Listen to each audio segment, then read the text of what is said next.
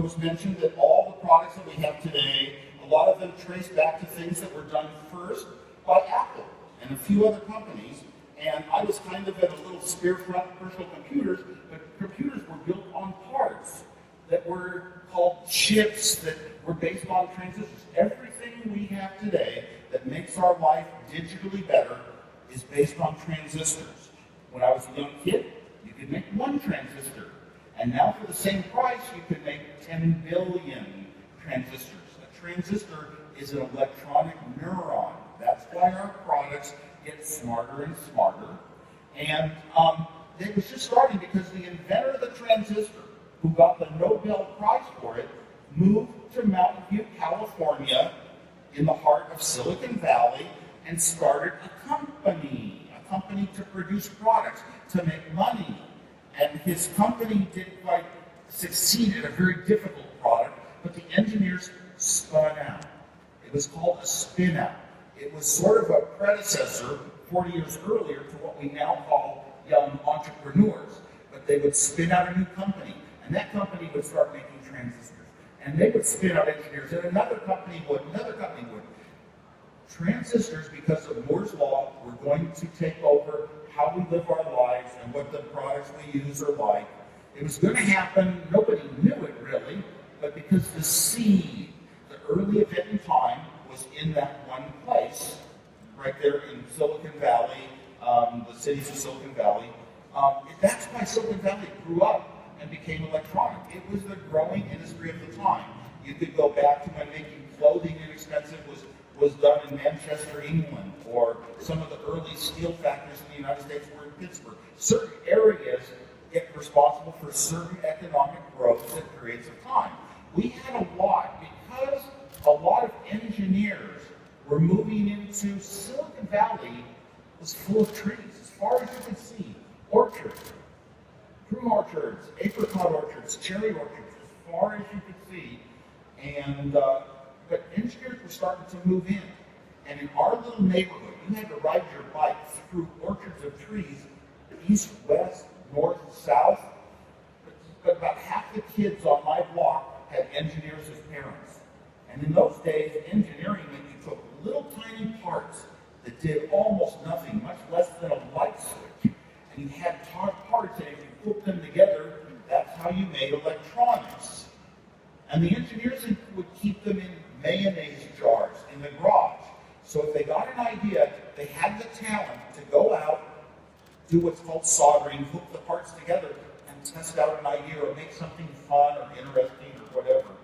Now we kids that were electronic kids, we wanted electronic parts more than we wanted money. We would do work for the neighbors. We would weed their lawns. We would mow their lawns. And then we would ask to be paid by going into their garage, looking at their mayonnaise jars full of little switches and other kinds of parts. Ooh, and that's what we wanted to be paid with. And we would hook together our own devices. With a little bit of knowledge that the parents helped with, nothing in school.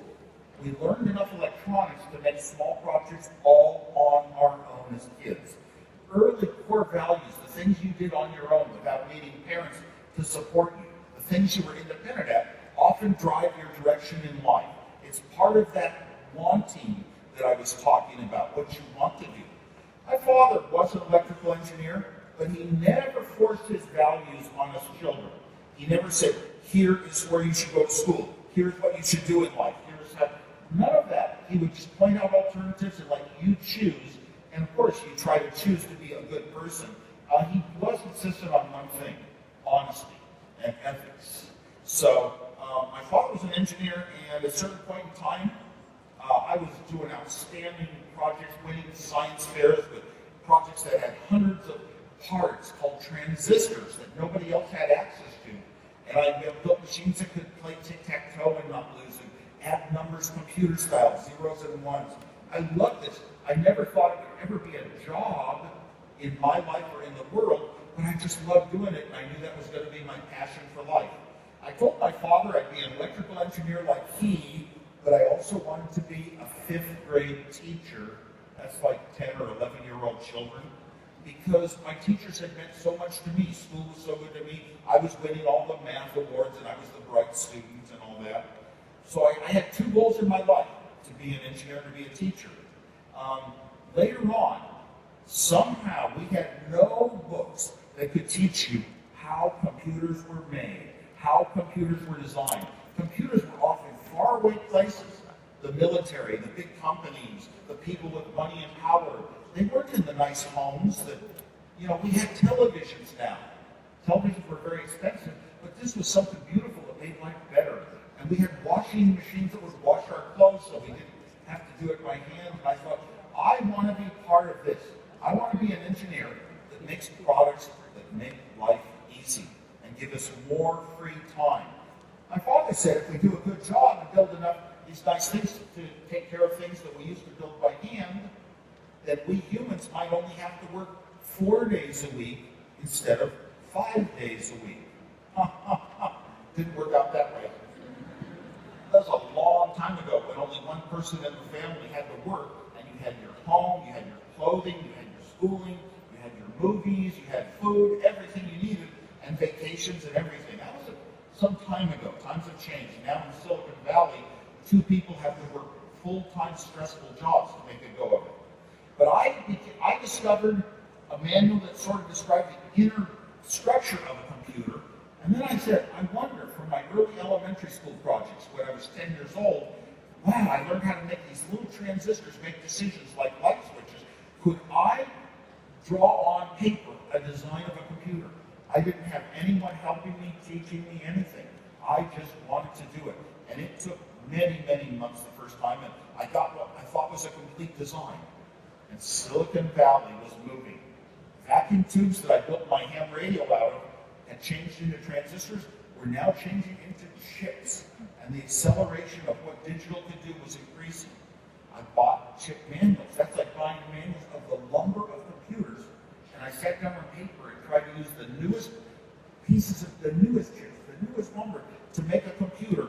And I designed computers over and over and over in high school on paper.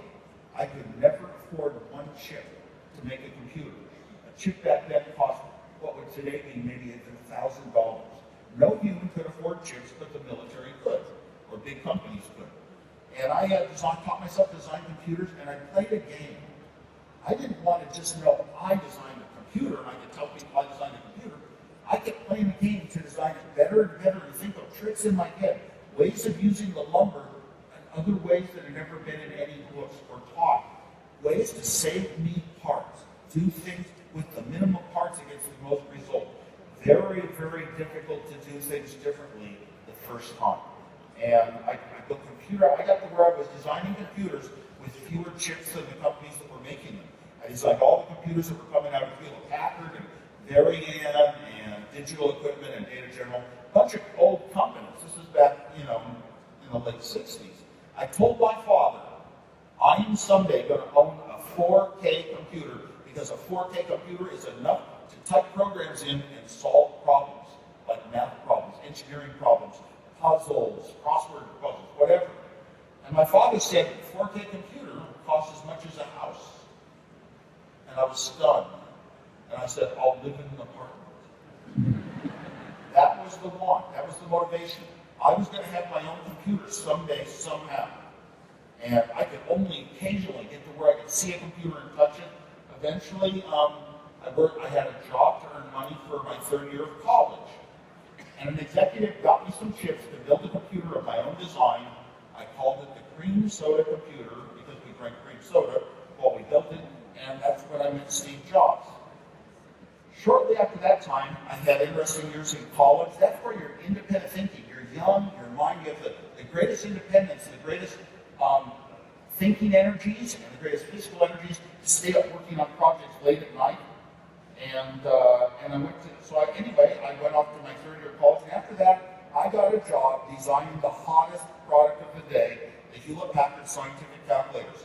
For the next 5 years, Steve Jobs and he would often take designs that I did for fun and turn them into money. So he was kind of the business. He wanted to be important somehow in the world, but he didn't have the academic or business background to really find the path to get there, but he really wanted to badly. And it's that want that took him on his course. We're going to talk about a lot more relevant stuff from start of Apple on in a question and answer session, but I'm going to conclude my opening remarks with that. Thank you.